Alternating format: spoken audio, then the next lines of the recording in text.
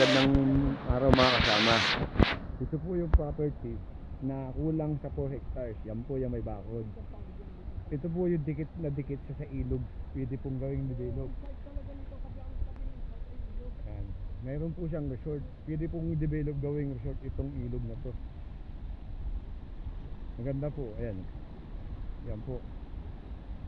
Yan. Ito po yung barangay. Ito po yung pwedeng kuhaan ng kalsada. Yan, yan po. Tapos paikot po yung pools, yung ilog na yan doon sa property. Yan po. Yan, yan po dikit. Yan. Tapos meron po itong barangay road sa kabila, tatay, ano? Doon po sa kabilang lupa ay barangay road. Yan. Pwede rin po dito. Yan. Mula po dito sa property papunta doon sa kalsada na sementado. Siguro mga 120 meters o more or less. Yan po, yan. Yan po yung falls na kasama sa property. Yan, nakita nyo ang ganda, oh. Pwede bing i-develop yan, ganda, oh. Yan. Gandang ganda po, linaw po ng tubig, oh. Yan. Ito po yung property. Yan, yan po yung property. Nakulang sa 4 hectares. Yan po. Paikot po yung ilog na yan doon. Pwede pong i-develop, gawin resort. Ang ganda po. Ayan. Kita nyo, ayan. Ayan, ayan, ayan. Liguan daw po ito dito.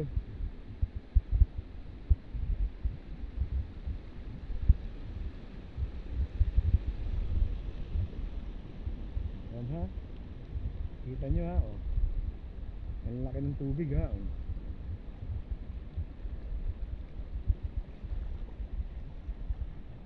Ang ganda.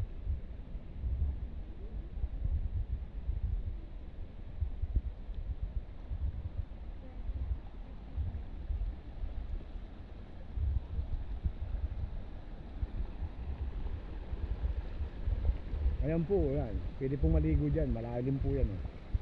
Ayan. Ang ganda po nitong pistong to. Ayan. Ayan. Ito po. Ito po yung loob ng property. Ayan. Daming mahogany. Daming mahogany. Kikita niyo yan. May mangga. May mga niyog na kasama. Pantay. Ayan. Ang ganda po ng pisto. Flatland po ito. Tapos may konting slope po dito sa part dito. Diyan, sa part dyan. Mamaya pupuntahan po natin. Andyan po yung barangay road na gagawain. Andyan po yung barangay road na gagawain. Nalabas po niyan ay doon sa simentadong kalsada. Pero yung po, pwedeng tumulong ang barangay pagpapagawa ng barangay road. Pwede po tumulong din po yung mga bibili para po ma-develop yung kalsada diyan. Part na yan dyan. Yan po. Ang ganda po ng pisto. Kung mapapansin nyo po, may mga bakod na siya. Hanggang doon pa po yung sa baba ang kalsada, ang property. Ang ganda po, kapantayan po yan lahat.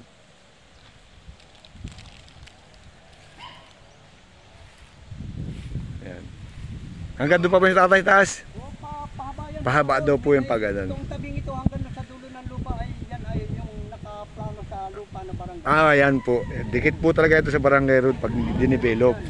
Kaya kung sino po makakabili, pwedeng tumulong po ang barangay para ma-develop yung kalsada.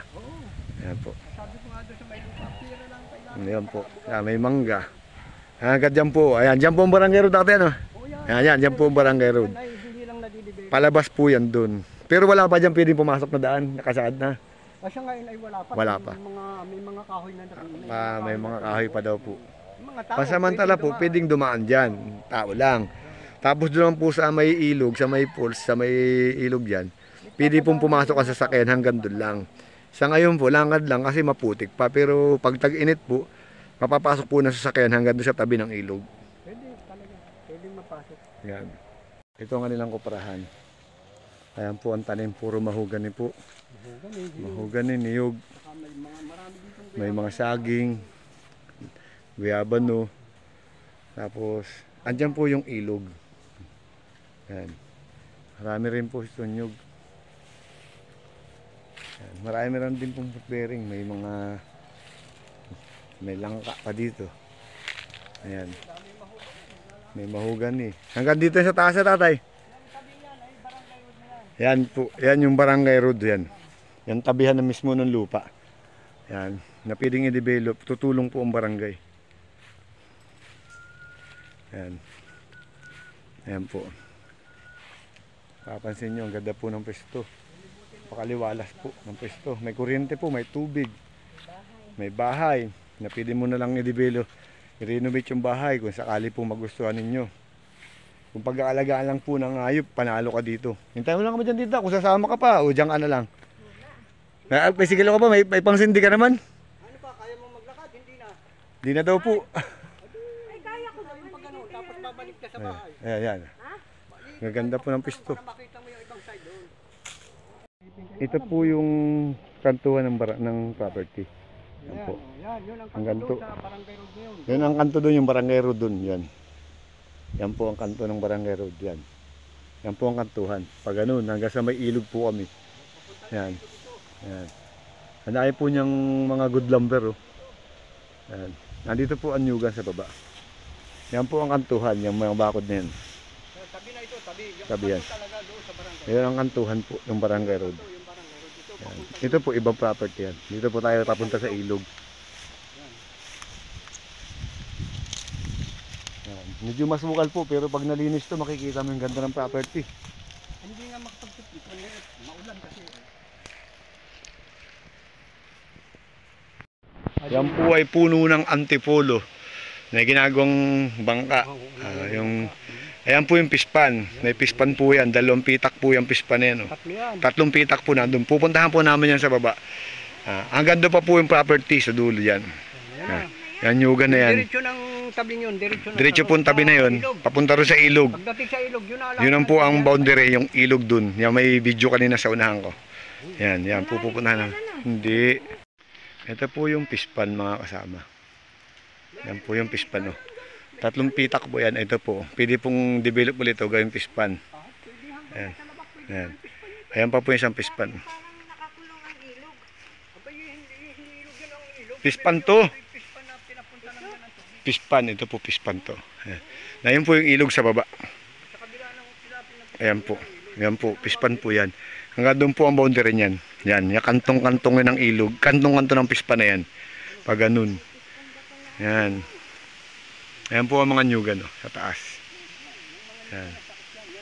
Yung lahat ng narito sa tabi ng ilog, dito yan lahat ng nyug. Ito yan, mga nyugan ito papunta dyan, mga nyugan yan. Ito po, pwede pong i-develop din gawing pispan. Ayan po, may mga nyug pong kasama pa ha. Ayan. Ayan.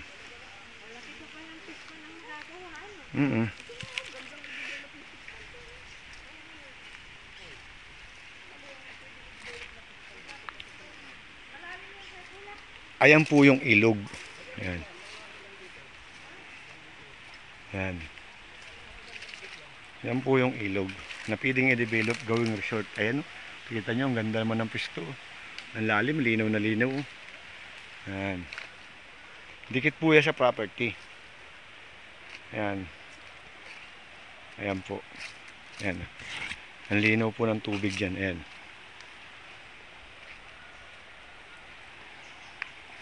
Ayan po. Ayan ang ganda. Ayan ang linaw po ng tubig. Oh. Marami daw po ditong naliligo pagdating ng tag-init. Hindi po ito nakakatihan. Ayan po. Ayan. Ang property po agad dito. Ayan. Pag ganun. Dire-diretso po yan doon sa taas. Ayan. Ayan po yun. Ayan po. Ayan, may mga nyugan po ha. Ang ganda po ng pwesto. Ayan, may bakod na po siya. Oh. Ayan. Ang ganda. Ang pinakabundok niya. Itong part lang na to. Yan lang po ang pinakabundok. Puro mahugani po. Yan. Ang makikita nyo rito. Tapos puro niyog. Ayan. Ayan. Ang ganda po ng pwesto talaga. Ayan.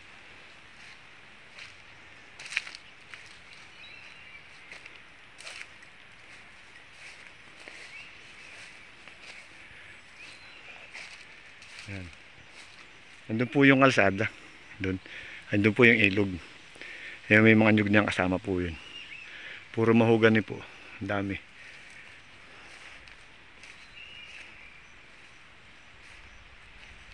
Yan po ang niyog niya. Ayan.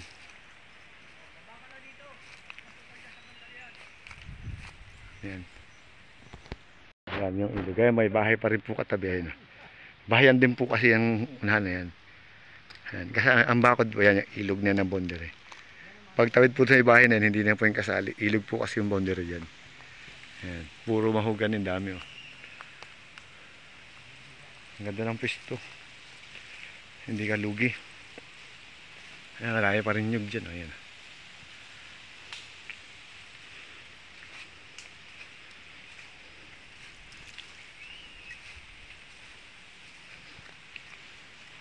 Yan lang po ang bundok. Oh.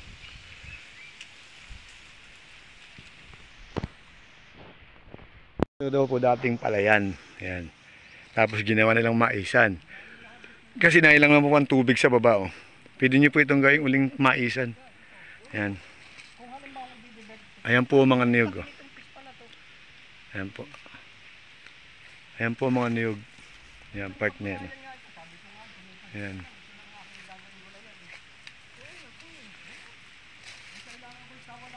Ang ganda po nitong gawing gulayan. Oh. Yung mga talong, sitaw, ampalaya, okra.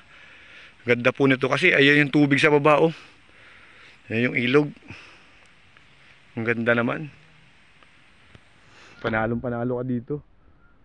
Ayan o. Ayan yung wanyugan o.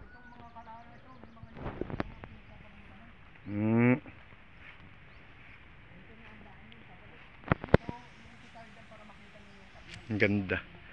Pistong pisto ka dito. Ayan, narinig nyo po may mga motor dyan kasi 120, 100 meters lang po line nito sa Barangay Road. Yung tabihan ng property.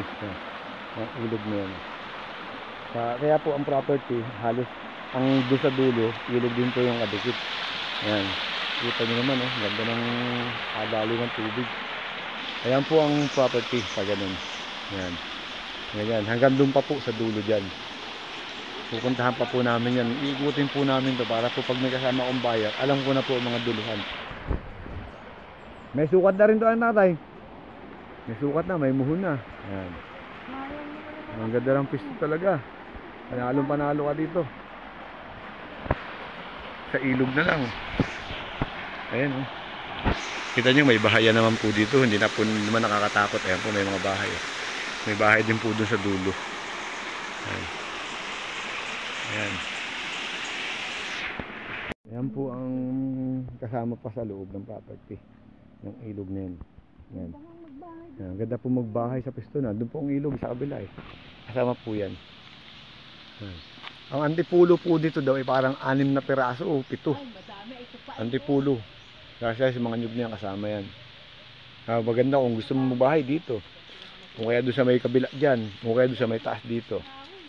Yan lang po ang bundok yan. Yan. Yan. Tsaka yun nando sa kabila. 2 buro lang po. Ang pinakang bundok. Yan. Dahil pong nyug. Antipulo po. Ang dami. Para nasa 7 nga. Ayan. Yan. May kawayan. May kalumpit. May ilang-ilang. Ayan. May mahogany. Ayan o. 1, 2, 3, 4, 5, 6. 6 na antipulo plus 1 doon sa dulo. 7 nga. Kasama po yan. Hanggang doon po ang boundary yan. Ay, mga may bahay po. Ayun, bahay. Ayan po, kasama po yan. Ang boundary po niya na doon yung malinis na yun. Hanggang dyan po sa iba sa ilog po. Yun ang boundary niyan. Ayan. Ilog po ang boundary ng property. Ayan. Ayan. Ayan. Yung ilog po malaki. No?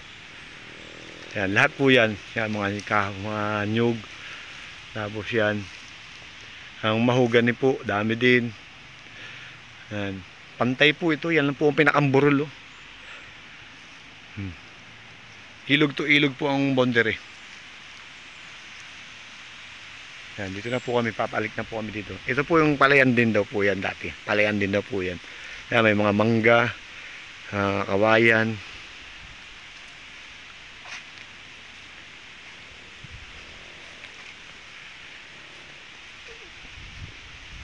Yan, Indian Mingo.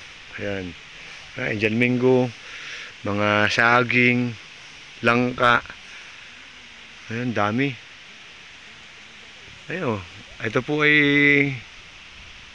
ano, ayun, dalawang malaking kahoy na yan. Parang antipulo pa din yan. Ayan po, doon po kami nang galing. Sa kabila na yun. Ayan. Nakapantayan po yan, ang ganda ng pisto. Sa aliwalas tingnan. Ganda ng pisto.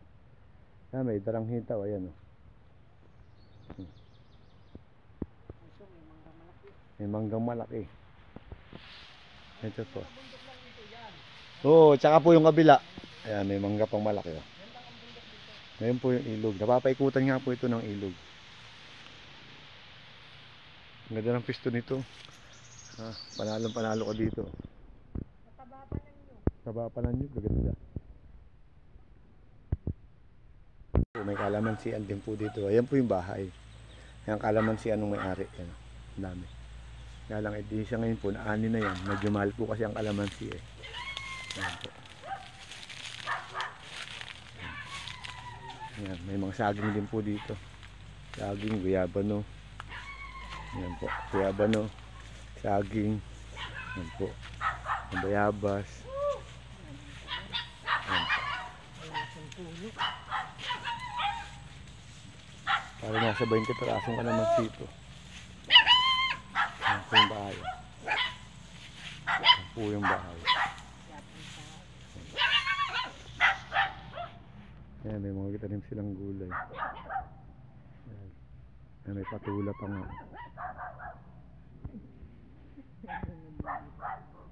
Ayan. Ayan po yung ilog na malaki yan. Pwede pong maligo. Marami pong naliligo dyan. Pools po yan. So, ganun po yan. Kadugsong po yan ang property hanggang doon sa dulo sa may pispan. Yan. Ang ganda po ng pisto. Yan. Marami pong naliligo dyan. Ito po yung property. Yan. Pero yan po, pwedeng i-develop, gawing resort kasi public land po yan. Hindi yan sakop ng kanino man. Yan. Saka doon sa taas po, marami pong ganyan. Doon sa may pinuntahan namin property, sa kadugsong ng property. Kadikit ka mismo ng property. Daming ganyan doon na malalalim. Doon po kaya, pag ito yung na-develop nyo, panalo. Ayan lang po yung kalsada na pwedeng pasukan. Papunta roon. Siguro po mga 100 meters o 120 meters po from Barangay Road.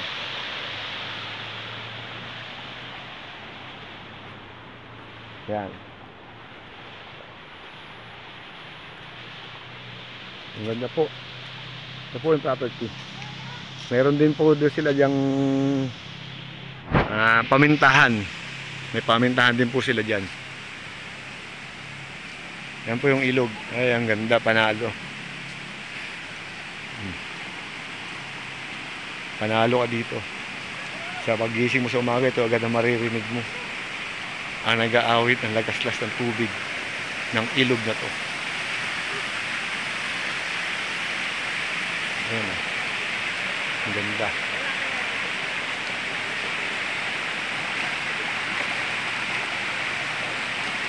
Yan. Ito po, paikot niya to. Ang property andun. Kadugsong po na may pispan. Yan. Yan po yun.